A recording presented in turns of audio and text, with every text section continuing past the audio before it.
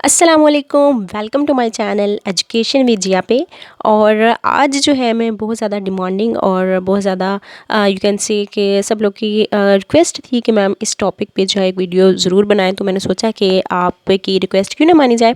सो topic जो बहुत ज़्यादा इंपॉर्टेंट, आप सबको पता होगा, फेमस मुस्लिम एजुकेशनिस्ट पे जो है मैंने ये वीडियो बनाई है। और ये तमाम जितने इंपॉर्टेंट एजुकेशनिस्ट हैं मुस्लिम, वो सारे मैंने इसी एक ही वीडियो में उनके मेन पॉइंट्स जो है वो यहाँ पे कंपाइल किए हैं आपके लिए। और होप आपको ये बहुत ही ज़्यादा हेल्पफुल होने वाली है ये वीडियो। तो आपने एंड तक जो है इस वीडियो को देखना है, क्योंकि कोई भी पॉइंट जो आपने स्किप नहीं करना, क्योंकि यहाँ से क्वेश्चन लाजमी आता है और टेस्ट में भी आता है। कोई भी टीचिंग एग्जाम है वहाँ से, यहाँ से टेस्ट में क्वेश्चन आता है और इंटरव्यू में भी यहाँ से क्वेश्चन पूछा जाता है, मस्ट पूछा जाता है। ठीक है, तो यहाँ पे जो 5 मुस्लिम एजुकेशनिस्ट हैं उन सबको मैंने डिस्कस करना है। पहले जो है वो हमारे प्यारे नबी हज़रत मोहम्मद सल्लल्लाहु अलैहि वसल्लम, जिनको हम बिल्कुल इग्नोर नहीं कर सकते। और सेकंड इमाम गज़ाली हैं, दैन सर सैयद अहमद ख़ान और इब्ने खल्दून, और उसके अलावा अल्लामा मोहम्मद इकबाल। ये पाँचों ही जो हैं बहुत ही ज़्यादा हमारे लिए रिस्पेक्टेड भी हैं और इन्होंने हमारे लिए you can say famous Muslim educationist हैं, तो उन्होंने बहुत काम किया एजुकेशन के लिए। तो इन सब को वन बाय वन हम देखेंगे डिटेल में, मेन पॉइंट्स डिस्कस करूँगी मैं आपके साथ, तो आपने रहना है वीडियो के एंड तक। तो चलते हैं वीडियो की तरफ। लेकिन मैं आपको कहूँगी, अगर आपने मेरा चैनल अभी तक सब्सक्राइब नहीं किया तो चैनल को सब्सक्राइब कर दें और बेल आइकन भी प्रेस कर दें। तो चलते हैं वीडियो की तरफ और सबसे पहले देखते हैं कि कौन से जी पहले जो है वो हज़रत मोहम्मद सल्लल्लाहु अलैहि वसल्लम। तो सबसे पहले हम देख लेते हैं कि इनकी डेट ऑफ बर्थ क्या है और डेट ऑफ डेथ क्या है। तो डेट ऑफ बर्थ जो है वो है 571, ठीक है। और इनकी जो डेथ हुई थी वो थी 633 में इनकी डेथ हुई थी। तो इनको वर्ल्ड एजुकेशनिस्ट भी कहा जाता है। इनकी पूरी दुनिया में इन्होंने जो है वो एजुकेशन को, दीन और दुनिया दोनों की ही तालीम दी। सॉरी, थोड़ा राइटिंग में थोड़ा मिस्टेक हो गई, हज़रत लिखना था, मैंने हज़मत लिख दिया। तो राइटिंग में या वर्डिंग में कहीं भी मिस्टेक हो तो उसके लिए माज़रत करूँगी।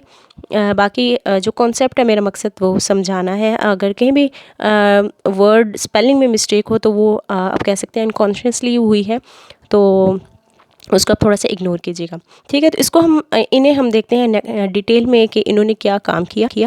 तो पहला पॉइंट अगर हम देखें तो ऑफ कोर्स नो डाउट ये लास्ट प्रॉफिट हैं, ठीक है, आखिरी पैगंबर है अल्लाह ताला के। उसके अलावा इन्होंने बोला कि जो एजुकेशन है उसको आप गोद से, माँ की गोद से कब्र तक जो है वो हासिल करो, यानी कि एजुकेशन की कोई भी एज लिमिट नहीं है, टाइम लिमिट नहीं है। उसके अलावा इन्होंने बोला कि जो टीचिंग है, यानी कि जो टीचर है, इनका अपना मेथड जो था वो सिंपल टू कॉम्प्लेक्स था। तो टीचर को भी क्या करना चाहिए, इन्होंने बोला कि सिंपल चीज़ें पहले पढ़ाएं, देन आहिस्ता से आहिस्ता कॉम्प्लेक्सिटी की तरफ जाना चाहिए। इनके पहले आसान चीज़ें पढ़ाएं, जब बच्चों को उनका मतलब आप कह सकते हैं कि समझ आ जाए तो फिर आहिस्ता से उनको कम्प्लेक्स की तरफ लेके जाना चाहिए, इनके लोअर टू हायर की तरफ जाना चाहिए। उसके अलावा इन्होंने बोला था कि एजुकेशन जो है ये हमें बहुत अच्छे से पता है। इन्होंने बोला था कि मर्द और औरत दोनों के लिए जो है लाजिमी है एजुकेशन, ठीक है। और उसके अलावा वेरी इंपॉर्टेंट ये एमसीक्यू आ जाता है, इन्होंने मक्का में जो है वो दार अरकम एजुकेशनल इंस्टीट्यूट बनाया था और उसके अलावा मस्जिद नबवी में जो है इन्होंने सुफ़ा बनाया था। अब यहाँ से क्वेश्चन कैसे आता है कि पहला इस्लामिक इंस्टीट्यूट कौन सा आपने इस्टेब्लिश किया, तो वो दार अरकम को टिक करना है आपने, ठीक है। और अगर वो रेजिडेंशियल इंस्टीट्यूट की बात करें, रेजिडेंशियल इस्लामिक इंस्टीट्यूट, तो सुफ़ा है, यानी कि रहने के लिए सुफ़ा था। और पहला जो इंस्टीट्यूट वैसे जो था वो दार अरकम था, ठीक है। इनके दोनों में वैसे तो एजुकेशन दी जाती थी। और एक और बात आपने याद रखनी है, दार अरकम मक्का में बनाया था, आप सल्लल्लाहु अलैहि वसल्लम ने बनाए, दोनों ही आप सल्लल्लाहु अलैहि वसल्लम ने। और सुफ़ा जो है वो मस्जिद नबवी में था, यानी कि मदीना में। उसके अलावा आपने कहा था कि प्रैक्टिस के बगैर जो नॉलेज है वो ख़तरनाक है, इसलिए प्रैक्टिस जो है वो बहुत ज़रूरी है। नेक्स्ट अगर देखें तो इमाम गज़ाली हैं। इमाम गज़ाली का जो डेट ऑफ बर्थ और डेट ऑफ डेथ अगर हम देखें तो 1058 और टेट्रावन इनके 1111 1111 हैं उनकी डेट ऑफ डेथ। और उसके अलावा ये ईरानियन और पर्शियन एजुकेशनिस्ट हैं, ठीक है। ये भी आपने याद रखना है कि इनकी डेट ऑफ बर्थ और डेथ क्या है, और उसके अलावा ये कहाँ से बिलोंग करते थे और इनका मकसद क्या था, काम क्या था। तो ईरान के थे और पर्शियन एजुकेशनिस्ट थे, ठीक है। तो इन्होंने काम क्या किया वो हम देख लेते हैं। अच्छा, एक और चीज़ कि आपको रियल नेम जो है वो लाज़मी पता होना चाहिए। तो इमाम गज़ाली का जो रियल नेम था वो अबू हमीद मोहम्मद इब्न मोहम्मद अल गज़ाली था। उसके अलावा इन्होंने भी बात की थी कि सिंपल टू कॉम्प्लेक्स पढ़ाना चाहिए, ठीक है। यानी कि पहले सिंपल चीज़ें सिखाएं, उसके बाद मुश्किल चीज़ों की तरफ आना चाहिए, ठीक है। यानी कि पहले फॉर एग्जांपल अगर मैं आपको छोटी सी यहाँ पे मिसाल दूँ, बच्चे को पहले ABC आनी चाहिए, ना कि आप उन्हें पूरे पूरे अल्फाज सिखाना शुरू कर दें। तो पहले अली बे या ABC बेसिक चीज़ें, इनके पहले सिंपल चीज़ें सिखाएं, उसके बाद आप कॉम्प्लेक्सिटी की तरफ आएँ। उसके अलावा इन्होंने बोला था कि एम ऑफ एजुकेशन जो है वो करैक्टर बिल्डिंग है, यानी कि एजुकेशन का जो एम है वो क्या होना चाहिए, बच्चे का करैक्टर बिल्ड करना, ठीक है। उसका करैक्टर बिल्ड जो है वो होना चाहिए। उसके अलावा इन्होंने 2 टाइप की जो है आप कह सकते हैं कि नॉलेज दी थी, यूज़फुल और यूज़लेस। यूज़फुल में इन्होंने फ़र्दर जो है फ़र्ज़ ऐन और फ़र्ज़ कफ़ाया की बात की थी। और यूज़लेस कहूँ तो नॉलेज कोई भी यूज़लेस नहीं होता, लेकिन अगर मैं आपको थोड़ी सी यहाँ पे एग्जांपल दूँ तो ऐसा नॉलेज जिससे आपको कह सकते हैं कि नुकसान हो सकता है, जैसे मैजिक का एक लोग ट्रिक सीखते हैं, जादू करने की ट्रिक सीखते हैं, तो ये नॉलेज यूज़लेस में आ जाता है, ठीक है।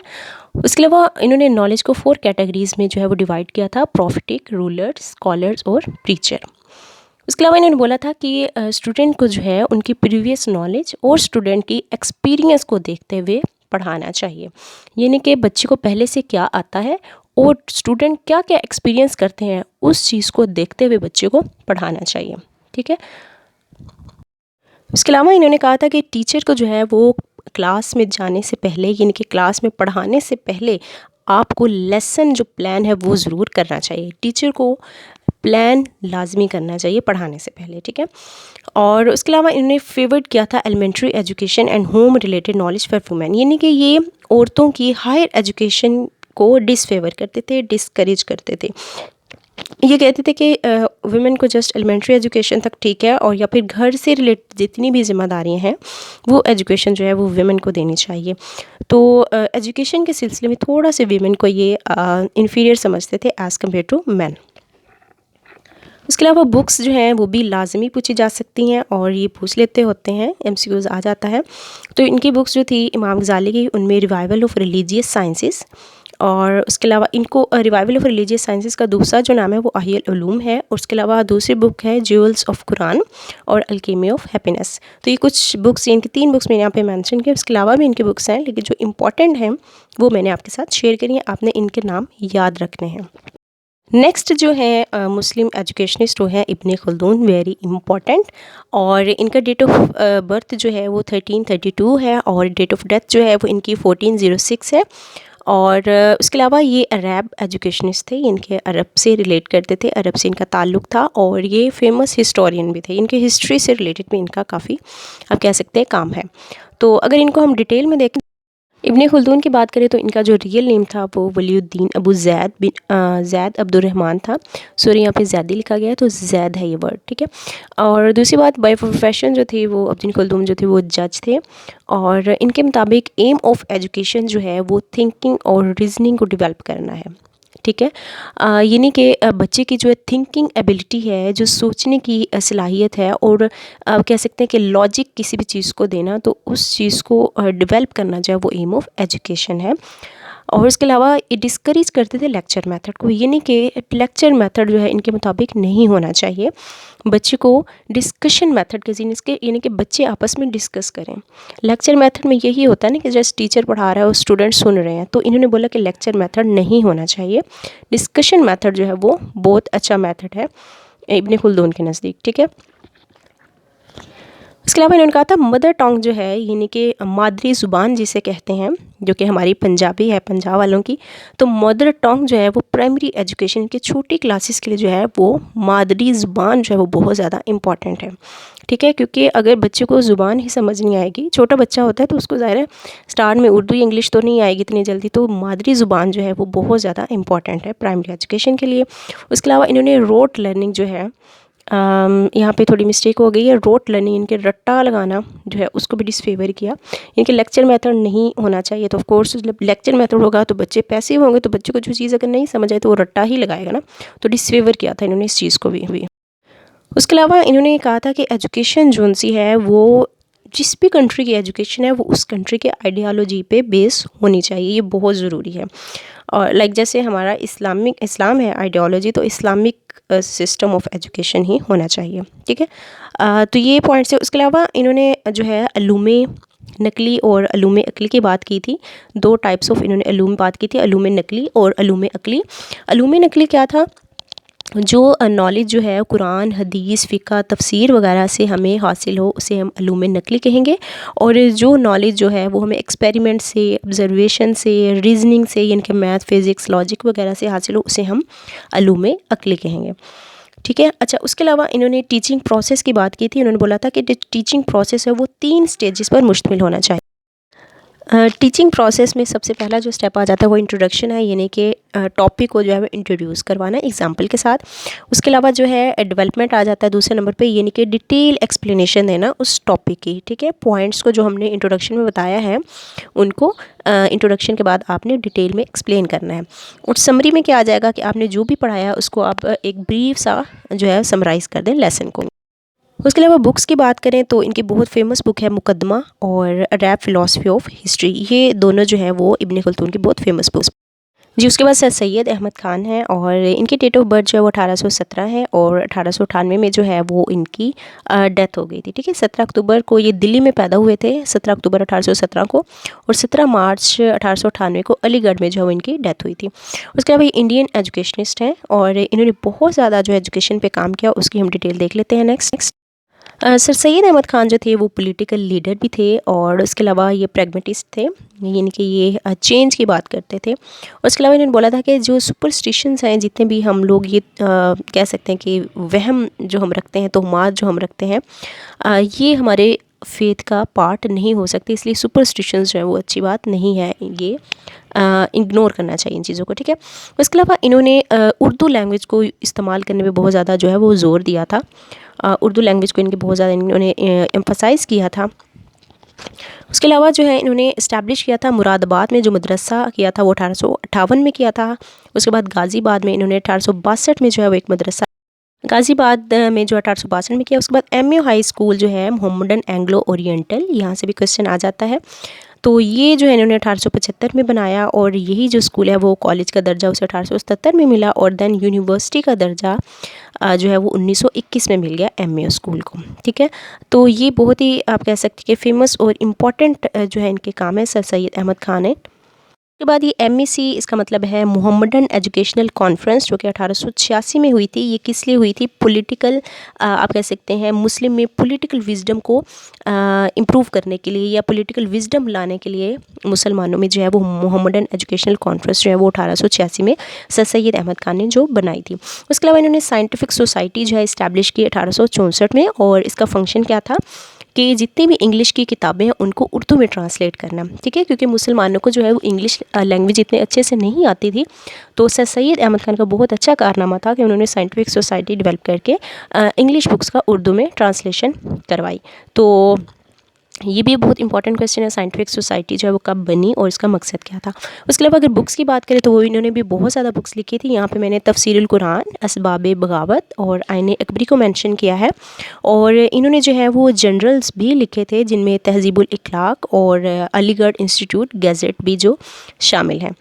तो ये था सर सैयद अहमद ख़ान के बारे में। उसके अलावा अगर हम देखें तो अल्लामा मोहम्मद इकबाल, जिन्होंने आप कह सकते हैं कि जो हमारे कौमी शायर भी हैं, आपको पता है, और इनको हम मरते दम तक आप कह सकते हैं कि इनके काम को जो हम बिल्कुल भी नहीं भूल सकते। इनकी डेट ऑफ बर्थ जो है वो 1877 है, 9 नवंबर 1870, और 11 अप्रैल 1938 को जो है वो इनकी डेथ हुई थी। इंडियन एजुकेशनिस्ट थे और फेमस पोइट थे, ये तो आपको पहले से ही पता होगा। तो इन्होंने किया क्या था वो हम देख लेते हैं। अच्छा, इन्होंने कहा था कि मेल और फीमेल दोनों की एजुकेशन जो है वो बहुत ज़रूरी है, ठीक है। तो इन्होंने मेल और फीमेल की एजुकेशन पे बहुत ज़्यादा जोर दिया था। उसके अलावा इन्होंने बोला था कि जो एजुकेशन है वो ईगो से स्टार्ट होती है, यानी कि खुद ही की इन्होंने बात की थी, खुद ही से स्टार्ट होती है और उसको परफेक्शन की तरफ लेके जाती है एजुकेशन जो है, यानी कि इन्होंने कहा था कि ईगो से स्टार्ट होके परफेक्शन की तरफ लेके जाती है। उसके अलावा इन्होंने बोला था कि बच्चों को एक्टिविटी के ज़रिए से सिखाना चाहिए, क्रिएटिविटी बच्चों में लानी चाहिए। उसके अलावा इन्होंने रिसर्च की बात की, इनके प्रॉब्लम्स को आप नए नए तरीके से रिसर्च करें, उसका प्रॉब्लम को सॉल्व करें। तो हर चीज़ में जो इनोवेशन की जो है वो अल्लामा इकबाल ने बात की थी। उसके अलावा इन्होंने जो है मर्द मोमिन का कॉन्सेप्ट दिया था, यानी कि अल्लाह ताला पर जो है यकीन करना मुसलमानों का जो है वो कॉन्सेप्ट इन्होंने दिया। उसके अलावा इन्होंने बोला था कि सिर्फ़ किताब से पढ़ना जो है वो जो है आप कह सकते हैं कि वो नहीं है, नेसेसरी नहीं है कि सिर्फ किताब से ही पढ़ें तो वही नॉलेज है, बल्कि आप अपने इन्वायरमेंट से सीखें, एक्टिविटी से करें, चीज़ें करें तो आप इससे भी बहुत अच्छे से सीख सकते हैं। इसके अलावा जो है आपको पता है इन्होंने खुतबा अल-आबाद 1930 में दिया था, और ये मुसलमानों के लिए अलहदा वतन का एक मुतालबा था, जो कि बाद में कायद-ए-आज़म मोहम्मद अली जिन्ना ने 14 अगस्त 1947 को उसको आप कह सकते हैं कि रियलिटी का एक तसव्वुर दे दिया था। तो जो कह सकते हैं कि ख्वाब देखा था, जो तसव्वुर था वो अल्लामा इकबाल ने देखा था, तो खुतबा अल-आबाद जो था वो 1930 में दिया था इन्होंने। उसके अलावा aim of education according to Allama Iqbal क्या था कि पर्सनैलिटी को डेवलप करना, ठीक है, पर्सनैलिटी को डेवलप करना, और हर बच्चे की जो एबिलिटीज़ हैं, क्योंकि इंडिविजुअल डिफरेंसेस हैं, हर बच्चा जो है वो आप कह सकते हैं कि किसी ना किसी चीज़ में इंटेलिजेंट है, तो हर बच्चे की जो इंडिविजुअल एबिलिटीज़ हैं उनको स्ट्रेंथन करना, यानी कि उनको मजबूत करना, उसको बेटर करना, उसको इम्प्रूव करना। बुक्स की बात करें तो इन्होंने भी बहुत सारी बेशुमार बुक्स लिखी हैं, तो अगर मैं यहाँ पे सारी लिखना चाहूँ तो जो है वो 1 घंटा लग जाए। तो यहाँ पे मैंने कुछ इंपॉर्टेंट बुक्स जो है वो यहाँ पे मेंशन की हैं। उनमें असरार खुदी है, प्याम मशरिक है, बांग दरा है, बाले जिब्राइल है और जावेद नामा है। तो ये बुक्स कुछ मैंने यहाँ पे मेंशन की हैं, और इसी के साथ जो है वो हमारे 5 फेमस मुस्लिम एजुकेशनिस्ट जो मैंने आपसे शेयर किए हैं, होप आपको ये पॉइंट्स, ये सारा चीज़ें बहुत अच्छे से क्लियर हो गई होंगी। और वीडियो पसंद आई है तो लाइक ज़रूर कीजिएगा, कमेंट सेक्शन में ज़रूर बताइएगा कि ये वीडियो आपके लिए कितनी हेल्पफुल रही है, और नेक्स्ट आप कौन से टॉपिक पे वीडियो देखना चाहते हैं वो भी मुझे आप कमेंट सेक्शन में ज़रूर बताइएगा। I will try my best to upload next video as you will say. So इसी के साथ ही मैं आपको कहूँगी अल्लाह हाफिज़, और चैनल सब्सक्राइब करना मत भूलिएगा, वीडियो को लाइक करें और शेयर भी ज़रूर करें। इसके साथ ही मैं कहूँगी अपना ज़रूर ख्याल रखें, और थैंक यू।